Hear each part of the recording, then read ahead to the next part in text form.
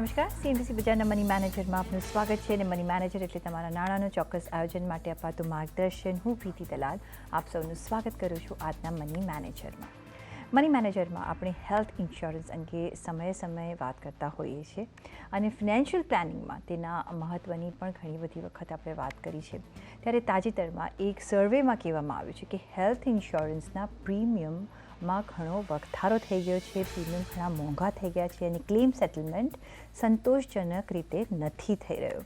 તો આવી અવસ્થામાં હેલ્થ ઇન્સ્યોરન્સ લઈ ઘણી મૂંઝવણો ઊભી થતી હોય છે ને તેને નિવારવા અંગે આજે ખાસ ચર્ચા કરીશું અને પ્રોમો ફિનટેકના director and certified financial planner Nisha Sanghvi આપણી સાથે જોડાઈ ગયા છે.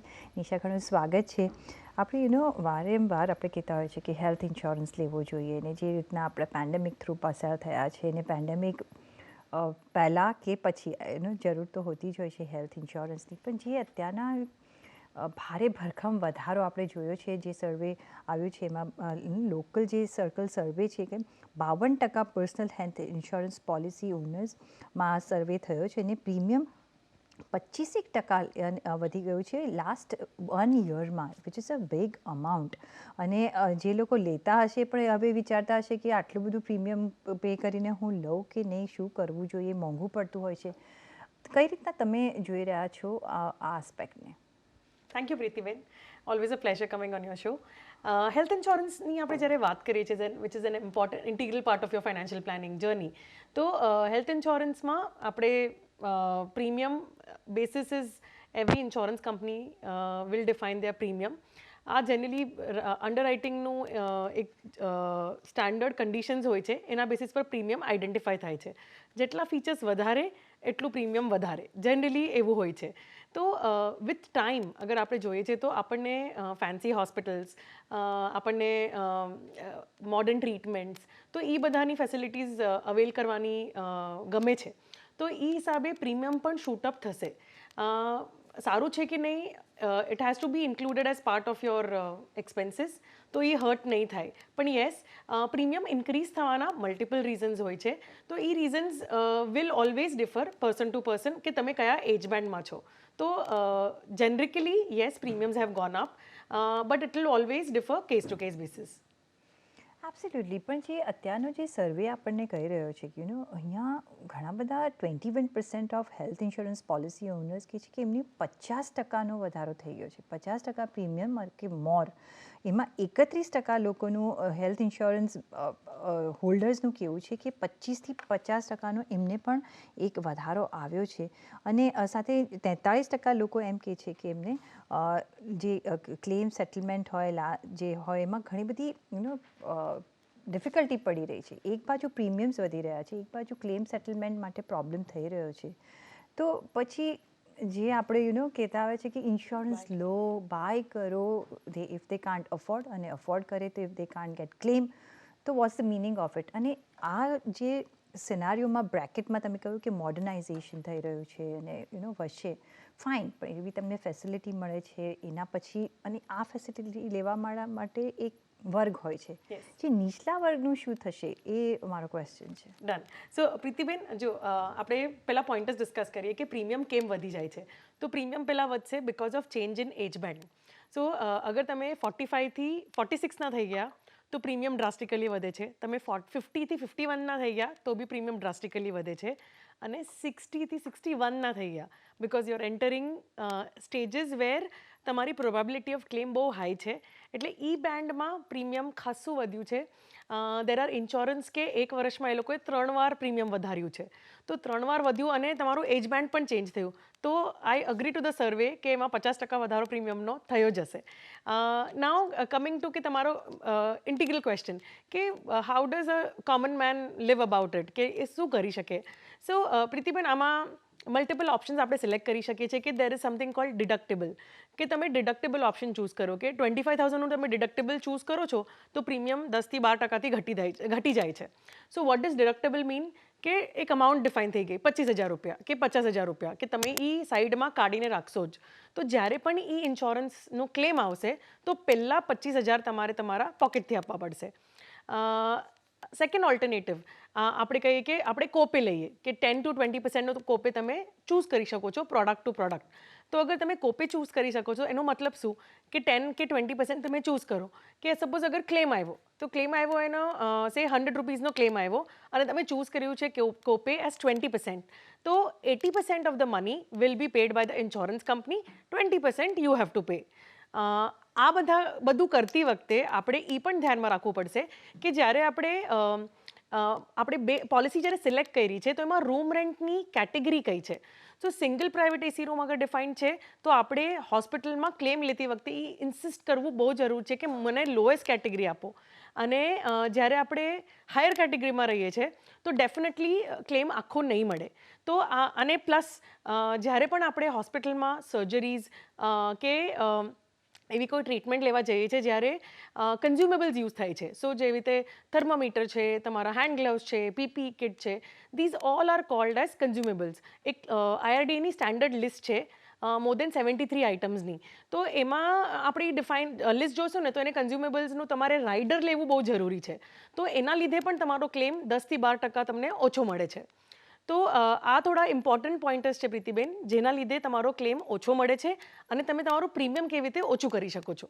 સો તમે કહ્યું કે જે ઇન્સ્યોરન્સ છે એ તમે ચીપર પણ બાય કરી શકો છો અને લોટ ઓફ પીપલ ઓપ્ટ અને પ્રીમિયમ જોઈને પણ એ લોકો ઓપ્ટ કરતા હોય છે ને એમને થાય કે ચલો હું ડાયરેક્ટ એક લઈ લઉં ઇન્સ્યોરન્સ તો મને જરા સસ્તો પડશે. કઈ રીતના એના તમે બેનિફિટ્સ અને ડિસએડવાન્ટેજીસ જોઈ રહ્યા છો અને સાથે સાથે જો આપણે લો પ્રીમિયમ પર સારો જો ઇન્સ્યોરન્સ લેવો હોય તો એ પોસિબલ છે કે it's not possible? Okay Pritiben, આપણે જે સ્પેશિયલી વાત કરીએ છીએ લો કોસ્ટ, ઓકે, તો એમાં 2-3 અમારા એક્સપિરિયન્સીસ હું શેર કરીશ કે હેલ્થ ઇન્સ્યોરન્સ ક્યારે પણ EMI પર નહીં લેવાનું. જ્યારે પણ તમારો ક્લેમ આવશે ને તો તમે જેટલું પ્રીમિયમ ભર્યું છે બાકીના પૈસા તમારા ક્લેમમાંથી માઇનસ થઈને તમને મળવાના છે. એટલે ઇટ્સ ઇમ્પોર્ટન્ટ કે તમે આખું પ્રીમિયમ ભરો, નંબર 1. નંબર 2, તમે જ્યારે પણ આપણે વાત કરીએ છીએ કે ડાયરેક્ટ ડિસ્કાઉન્ટ માટે, ઓકે, હ્યુમન સાયકોલોજી છે કે અગર હું પોતે વેબસાઇટ પરથી લઈશ ઇન્સ્યોરન્સ કંપનીના તો મને 5% ડિસ્કાઉન્ટ મળશે અને હું કોઈ એડવાઇઝર કે એજન્ટ પાસે લઈશ તો મને આખું પ્રીમિયમ આપવું પડશે. એનો ડિસએડવાન્ટેજ કહું, સપોઝ તમે પોતે રિસર્ચ કરી તમે સર્વિસિંગ કરવા માટે તમે પોતે જ કોઓર્ડિનેટ કરી ઇન્સ્યોરન્સ કંપની સાથે અને તમે પોલિસી લઈ લીધી. હવે ધારો કે તમે બીમાર પડી ગયા, તમારા ફેમિલીને તમે કવર્ડ કરી છે પોલિસીમાં, but family has no clue કોને ફોન કરવાનો, કોણ સર્વિસ કરશે. તમે બહુ સિરિયસ અગર છો તો કાં તમારી ફેમિલી મેમ્બર તમને જોશે, તમારી દેખભાલ કરશે હોસ્પિટલમાં, કે એ કસ્ટમર કેરના કોલમાં લાઇનમાં ઊભું રહેશે. તો એ 5% discount, is it really worth it, is a question you always have to ask before going and buying on the direct websites or any web aggregators. Plus હજી એક વસ્તુ ધ્યાનમાં રાખવી બહુ જરૂરી છે કે જ્યારે પણ આપણે આ હેલ્થ ઇન્સ્યોરન્સ લેવાની વાત કરીએ છીએ તો ડિસ્ક્લોઝર્સ બહુ જરૂરી છે કરવું. કે મને 5 વર્ષ પહેલાં હોસ્પિટલાઇઝેશન થયું હતું, મને 3 વર્ષ પહેલાં કોલેસ્ટ્રોલ હતું પણ મેં વર્કઆઉટ કરીને એને વેવ ઓફ કરી નાખ્યું. આ બધું તમે ડિસ્ક્લોઝર, કે હું બીપીની ગોળી ખાઉં છું, જનરલી તમે એકચ્યુઅલી તમને ફની લાગશે કે આપણે ક્લાયન્ટને પૂછીએ ને કે પ્રી એક્ઝિસ્ટિંગ એલિમેન્ટ કાંઈ છે, કોઈ બીમારી છે, ના એ જે રેગ્યુલર હોય, મતલબ રેગ્યુલર એટલે શું, તો એ કે રેગ્યુલર એટલે બીપી, શુગર, આ બધું નોર્મલ લોકો કહે છે, but it's not normal, it's a lifestyle element જેના લીધે તમારો ક્લેમ મોટો આવી શકે છે. તમારી લાઈફને પણ બહુ બધા ટર્ન્સ એન્ડ ટ્વિસ્ટ આવી શકે છે હેલ્થ સ્ટેન્ડર્ડ્સમાં. તો ઇટ્સ વેરી વેરી ક્રિટિકલ કે તમે જ્યારે પણ આ હેલ્થ ઇન્સ્યોરન્સ પોલિસી લો છો તો ડિસ્ક્લોઝર કરવું. કેમ કે તમે કોઈ કસ્ટમર કેર સાથે ફોનમાં વાત કરી, એણે તમારો ડેટા એન્ટર કર્યો, તમે અગર પ્રપોઝલ ફોર્મ ચેક ન કર્યું કે તમે એને એલિમેન્ટ જે ડિક્લેર કરી છે અને એ કેપ્ચર ન થઈ અને તમારે પોલિસી ઇસ્યુ થઈ ગઈ વિધાઉટ એલિમેન્ટ્સ. પ્લસ જ્યારે તમે પોલિસી આવ્યા પછી પણ અગર તમે ચેક નથી કર્યો તમારી details which is captured in the policy, then again a loophole. Plus જ્યારે ક્લેમ આવ્યો અને ત્યારે તમને ખબર પડે અરે इसमें પ્રી એક્ઝિસ્ટિંગ ડિઝીઝ ડિક્લેર્ડ ही नहीं है, તો ઇન્સ્યોરન્સ કંપની શું કરશે, they will cancel the policy, they will not give you the claim and they will also cancel your policy. તો તમારી કન્ટિન્યુટી વહી ગઈ, પ્લસ તમારે જે હોસ્પિટલાઇઝેશનનો ખર્ચો આવ્યો એ પણ તમને તમારા પોકેટથી આવવો પડ્યો. તો આ બહુ જરૂરી વાત છે કે is that 5% discount really worth it? કેમ કે આ તો તમે એક તમારા એડવાઇઝર કે એજન્ટને કોલ કરી દીધો કે ભાઈ આ સર્જરી થવાની છે, કે આ ક્લેમ ની સર્વિસિંગમાં જરૂરત છે, કે કોઈ ફેમિલી મેમ્બરને એડિશન કરવું છે, કે તમને કોઈ એનહાન્સમેન્ટ કરવું છે, આ બધું તમારા બિહાફ પર તમારો એડવાઇઝર કે એજન્ટ કરશે. તો એ 5% વર્થ છે એટલીસ્ટ હેલ્થ ઇન્સ્યોરન્સમાં. આપણે જ્યારે લાઈફ ઇન્સ્યોરન્સની વાત કરીએ છીએ તો ઠીક છે, તમે ડાયરેક્ટલી જઈને કરો because it's a death benefit term plan લીધો, પણ હેલ્થ ઇન્સ્યોરન્સમાં એક સપોર્ટિંગ સર્વિસ હોવી જોઈએ. ઓફકોર્સ, તો હેલ્થ ઇન્સ્યોરન્સમાં 5% સેવ કરવા માટે તમારે ઘણું બધું કદાચ મુશ્કેલીઓ સહન કરવી પડી શકે છે. એટલે થ્રુ તમે એજન્ટ જશો તો તમને એક સારું પડશે, કારણ કે તમારું કામ થોડું ઇઝી થઈ જશે. પછી એમાં કેશલેસ પણ હોય છે અને ઘણા બધા પેરામીટર્સ હોય છે, અને તમારે લોંગ ક્યુઝમાં ઊભા રહેવું પડશે, એની વિચ વેઝ ઊભા રહેવું પડતું હોય છે, અમે જોયું છે, કારણ કે ઘણી બધી વાર લાગી જતી હોય છે. પણ દેટ્સ બિસાઇડ્સ દેટ, પણ એટલીસ્ટ એક એનામાં આ બધા જે ફેક્ટર્સ છે એના માટે હેલ્થ ઇન્સ્યોરન્સ તમે નહીં લો એવું તો આઈ થિંક નહીં ચાલે, તમારે લેવો જ પડશે. પણ જે રીતના આપણે જે જોઈ રહ્યા છીએ ક્લેમ હિસ્ટ્રીમાં હવે એક આપણે થોડું ડિટિરિયોરેશન જોઈ રહ્યા છે. કઈ રીતના તમે જોશો જ્યારે હું ઇન્સ્યોરન્સ બાય કરવા જાઉં છું, હેલ્થ ઇન્સ્યોરન્સ કઈ રીતના હું જોઉં? બિકોઝ જો તમને જેના માટે જે પર્પઝ માટે લીધું છે ને એની ક્લેમ હિસ્ટ્રી જો બરાબર નહીં હોય તો તમને ફાયદો નહીં થાય. સો પ્રીતિબેન, મારા આટલા એક્સપિરિયન્સમાં હેલ્થ ઇન્સ્યોરન્સ ક્લેમ્સ જનરલી રિજેક્ટનો એક્સપિરિયન્સ બહુ ઓછો છે, એટલે નેગ્લિજિબલ છે. એખાદો ક્લેમ હશે જ્યાં પર ક્લાયન્ટે ડિસ્ક્લોઝ નહોતું કર્યું, but even if that smallest claim of 500 rupees જે પેન્ડિંગ હશે ને એ પણ આપણે પેપર આપીને જનરલી મળી જાય છે. તો આ જે એક્સપિરિયન્સીસ છે એ પર્સન ટુ પર્સન ડિફર કરશે. તમે પોલિસી લેતી વખતે શું ટર્મ્સ એન્ડ કન્ડિશન્સ માટે તમે સાઇન અપ કર્યું છે. There are group insurances through banks, there are several web એગ્રીગેટર્સની પોલિસીઝ જે કસ્ટમાઇઝડ અને ટેલર મેડ હોય છે. તો એમાં ટર્મ્સ એન્ડ કન્ડિશન્સ જાણવા બહુ જરૂરી છે. પ્લસ તમે જ્યારે કોઈ પ્રોડક્ટ લો છો તો એ લેવાની પહેલાં તમારે ટર્મ્સ એન્ડ કન્ડિશન્સ વાંચવાની જરૂર છે. અને આપણે જ્યારે ક્લેમ્સની વાત કરીએ છીએ તો જ્યારે મેં ઓલરેડી એક્સપ્લેન કર્યું કે consumables becomes 10 to 15% of your claim amount. તો તમારે બહુ જરૂરિયાત છે કે તમારે કન્ઝ્યુમેબલ્સ એઝ અ રાઇડર તમારા પોલિસીમાં હોવું જોઈએ. પછી જ્યારે તમે ડિસ્ક્લોઝર્સ કર્યું છે કે નહીં, પ્લસ તમે એક્સક્લુઝન્સ તમે ધ્યાનમાં રાખ્યા છે કે નહીં, કે સ્પેસિફાઈડ વેઇટિંગ પીરિયડ્સ. તો એનો મતલબ શું કે સ્પેસિફાઈડ વેઇટિંગ પીરિયડ એટલે standard defined IRDA waiting period છે, which are say kidney stone, cataract, your knee replacement, એવી આખી એક લિસ્ટ છે. તો એ બધાની waiting period generally 2 to 3 years હોય છે. પણ તમે એની પહેલાં જ તમે ક્લેમ કરી લીધો તો તમારો ક્લેમ ડેફિનેટલી રિજેક્ટ થશે. તો તમને લાગશે કે મેં પ્રીમિયમ ભર્યું અને મને પૈસા ન મળ્યા. એટલે આ ધ્યાનમાં રાખવું જરૂરી છે. પ્લસ તમારે જે પ્રી એક્ઝિસ્ટિંગ ડિસીઝ છે એ પોલિસીમાં તમારે એનો વેઇટિંગ પીરિયડ કેટલો લાગુ થાય છે, તો એની પછી તમે એમાં ક્લેમ કરી શકશો. એની પછી તમે અગર વાત કરશો કે મારો ક્લેમ રિજેક્શનનું કેમ થયું કે તમે ઇનકમ્પ્લીટ પેપર વર્ક આપ્યું. એક સ્ટેન્ડર્ડ ફોર્મેટ હોય છે, તમે કેશલેસ અગર ક્લેમ કરો છો તો બી અને રીઇમ્બર્સમેન્ટ કરો છો તો બી, તો તમારે એ પેપર વર્ક ડેફિનેટલી કરવું પડશે. સો અગેન આપણો એડવાઇઝર પિક્ચરમાં આવી જશે. So if you have an adviser, your policy can get serviced automatically easily.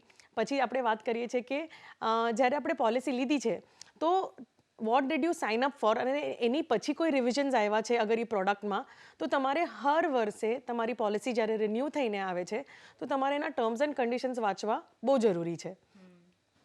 જી, બરાબર છે. તો ચેન્જ ઇન પોલિસી હોતી હોય છે અહીંયા આ સેક્ટરમાં, કોઈ પણ વસ્તુમાં આપણે એક રિવાઇઝ કરી લેવું અને એક અપડેટ થઈ રહેવું ઘણું જરૂરી હોતું હોય છે. જ્યારે નવી પોલિસી આવે છે ત્યારે આપણે મૂકી દેતા હોઈએ છીએ આપણી ફાઇલમાં કે ચલો આવી ગઈ, પણ એના વાંચી પણ લેવી જોઈએ. સાથે મેડિકલ અંડર રાઇટિંગની કઈ રીતના તમે વાત કરશો અહીંયા, કઈ રીતના સમજાવશો actually? Okay, so health insurance basically revolves around your health status, health condition. તો ઇન્સ્યોરન્સ કંપની શું કરે છે, એને મેડિકલ અંડરરાઇટિંગ કહે છે, કે એની એસેસમેન્ટ થાય તમારા હેલ્થ સ્ટેટસની. તો તમે અગર ફિટ એન્ડ ફાઇન છો, આજે તમે લીધી છે પોલિસી, તો તમારે એક ડૉક્ટર ફોન કરીને તમારી સાથે વેરીફાઈ કરે છે ડિટેલ્સ, અને that's how the underwriting happens. એ લોકો તમને questions, so these are all psychological connected also, right? સો while filling up a form, if you didn't write, but they will still call and ask you. તો તમે ત્યારે ના પાડીને હમણાં હા પાડી તો તમારા પ્રીમિયમ્સ પાછા ચેન્જ થઈ જશે. પછી તમે જ્યારે આપણે વાત કરીએ છીએ કે આપણે પ્રીમિયમ્સ કેવી રીતે આઈડેન્ટિફાઈ થાય છે. તો સપોઝ તમારે પ્રી એક્ઝિસ્ટિંગ એલિમેન્ટ છે અને તમે એને કન્ટિન્યુ કરો છો એક નોર્મલ પોલિસીમાં તમારે લેવી છે where you are okay to sail through the your waiting periods, તો ત્યારે પણ આપણા હેલ્થ ઇન્સ્યોરન્સ પ્રીમિયમ્સમાં લોડિંગ આવે છે. એટલે સપોઝ હું ફિટ એન્ડ ફાઇન પર્સન છું તો મારું પ્રીમિયમ ₹100 છે અને સે મારી બાજુમાં મારી ફ્રેન્ડ છે એ ફિટ નથી, એને ડાયાબિટીઝ હાઇપરટેન્શન ને બધું જ છે, તો એનું પ્રીમિયમ ₹100 ન હોઈ શકે because insurance he is very high claim probability for insurance company, તો એનું પ્રીમિયમ ₹100 તો રહેશે જ, પ્લસ એનું લોડિંગ આવશે બેસિસ ધ એલિમેન્ટ્સ ડિક્લેર્ડ. તો જેનરલી કોલેસ્ટ્રોલ માટે 10% હોય છે, ડાયાબિટીઝ અને હાઇપરટેન્શન માટે 15% હોય છે, તો પ્રીમિયમ તમારું 100 પ્લસ ધીસ લોડિંગ આવશે અને પ્લસ GST તો આવશે જ. તો medical underwriting will happen basis your past history, your current situation. અગર તમે અને તમે કયો ટાઈપનું પ્રોફાઇલમાં કામ કરો છો, તો આ 3 થી 4 પેરામીટર્સ છે જે generally medical underwriting will assess અને એના બેસિસ પર તમારું પ્રીમિયમ ડિફાઇન થાય છે. કેમ કે અગર એકવાર પ્રીમિયમ ડિફાઇન થઈ ગયું તો insurance companies have to pay the claim. તો એ સિચ્યુએશનમાં they will always account for it in advance. આ plus GST of course is good, but આમાં જ્યારે GST આવે છે ત્યારે લોકોને ભારે પડતું હોય છે. પણ કઈ રીતના, જો આખું આપણે સમઅપ કરવું હોય, કઈ રીતના અને કઈ પોલિસી લેવી જોઈએ, અત્યારના કઈ premium point of view viable છે જે is not very harsh on the pocket અને તમને ઘણા બધા મેક્સિમમ બેનિફિટ્સ પણ મળી શકે એમાં. ઓકે, સો પ્રીતિબેન એક છે ને ફીચર છે, if you want me to take a insurance company name, Niva Bupa પાસે એક પોલિસી છે જેમાં એક રાઇડર છે લોક ધ ક્લોક. એ એવું કહે છે કે જ્યાં સુધી તમારું ક્લેમ નહીં આવે, ફર્સ્ટ ક્લેમ નહીં આવે ત્યાં સુધી પ્રીમિયમ નહીં વધે. સો if you are somebody saying કે મારી પાસે કોર્પોરેટ કવર સફિશિયન્ટ છે, હું ફિટ એન્ડ ફાઇન છું, મને probability of my ailments is close to nil, then તમારા કેસમાં you can avail with disclosures Niva Bhupa Reassure 2.0. This policy has that feature of locking the premium till you make the first claim. સો અગર અફોર્ડેબિલિટીની વાત કરતા હોય તો, but as a features wise તમે મને પૂછશો કે Nisha as a features wise શું કમ્પેર કરવું જોઈએ, તો number of days of pre and post hospitalisation કેવું છે, પ્રી એક્ઝિસ્ટિંગ એલિમેન્ટમાં કેટલી વેઇટિંગ પીરિયડ છે, તો જનરલી 2 years ઇઝ આઈડિયલ.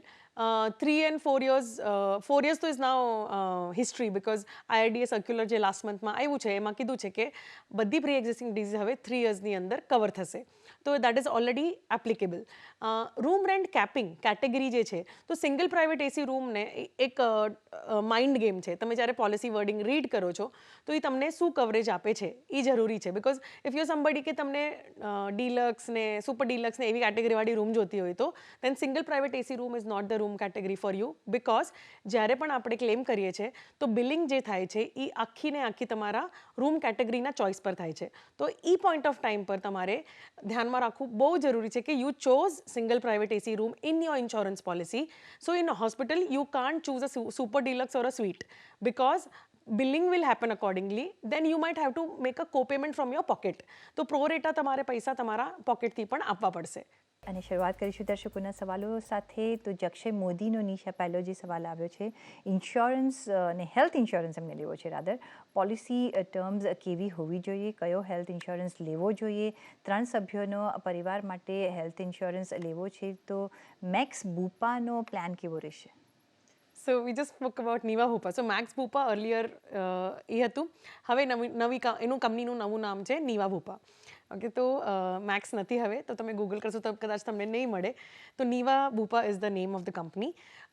કોઈ બી હેલ્થ ઇન્સ્યોરન્સ પોલિસી લેતી વખતે what are the things to keep in mind, generally at any entry age તમે લો છો પોલિસી તો પ્રી એન્ડ પોસ્ટ હોસ્પિટલાઇઝેશનના વેઇટિંગ પીરિયડ કેટલા છે, રૂમ રેન્ટ ની કેપિંગ કેટલી છે, જનરલ ઇન્ક્લુઝન અને એક્સક્લુઝન શું છે, એક્સક્લુઝન જાણવું બહુ જરૂરી છે. પછી આપણે વાત કરીએ કે કોઈ ડિડક્ટેબલ એમાં આવ્યું છે. તો જનરલી જ્યારે તમે કોઈ કોલ સેન્ટરને ફોન કરો છો તો એ તમને કહેશે કે તમે એને કહેશો મુझे સબસે સસ્તા चाहिए, તો એ સસ્તામાં સામેવાળો તમને અગર ડિડક્ટેબલ એડ કરી દે છે અને તમને ખબર જ નથી તો એ ડિડક્ટેબલ જોવું બહુ જરૂરી છે. પછી આપણે વાત કરીએ કોપેમેન્ટની, કે કોપેમેન્ટ આપણે થોડી વાર પહેલાં એ જ ડિસ્કસ કર્યું કે પ્રીમિયમ રેડ્યુસ કરવા માટે બહુ બધા જણ કોપે ઓપ્ટ કરે છે. પછી ઝોન વાઇઝ, સો તમે ધારો કે તમારા આધાર પર તમારા દેશનો પિનકોડ છે અને તમે કોઈ મેટ્રો સિટીમાં રહેતા હો, તો જનરલી પોલિસી જે છે એ તમારા આધાર બેસિસ પર ઇસ્યુ થઈ જશે અને પ્લસ તમે જ્યારે ક્લેમ કરો છો તો એ પોઈન્ટ ઓફ ટાઈમ પર તમને કદાચ કો પેમેન્ટ કરવું પડશે because zone wise premium. So you have to understand કે એ પોલિસીમાં એ ફીચર્સ કેવી રીતે ઇન્ક્લુડ કરેલા છે કે તમે નોન મેટ્રોથી મેટ્રો જઈને ટ્રીટમેન્ટ લો છો તો પૈસા આપવા પડે છે કો પેમેન્ટના, કે it is considered as it is. પછી તમારે એ યાદ રાખવું જોઈએ કે પ્રીમિયમ ક્યારે વધશે. So generally premium increase two ways for a insured side.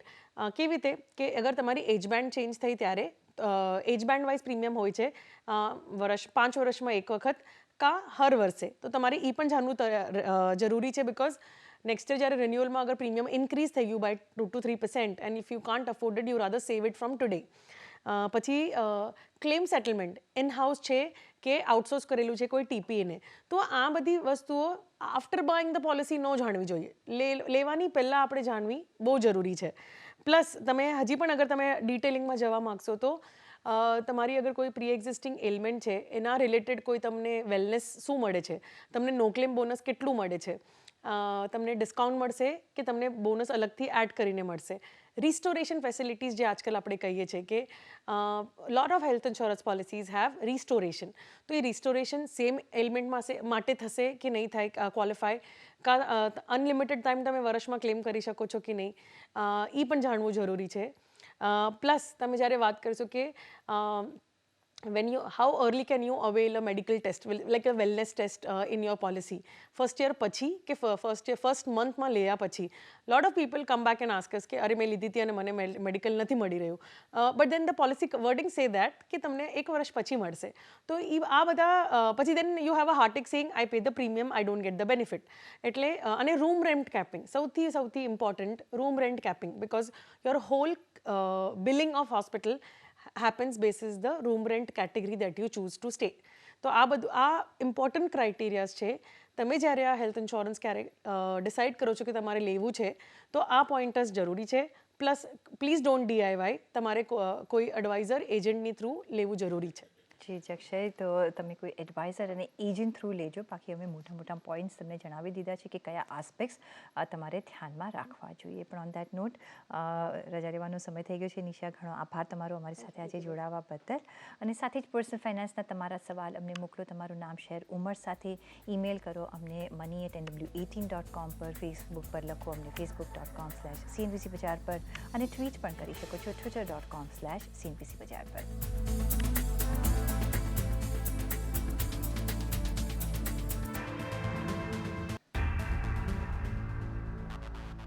સાથે જ મની મેનેજરના આ એપિસોડમાં બસ અત્યારે આટલું જ. પાછા મળીશું નેક્સ્ટ એપિસોડમાં. ત્યાં સુધી આપશો રજા. નમસ્કાર.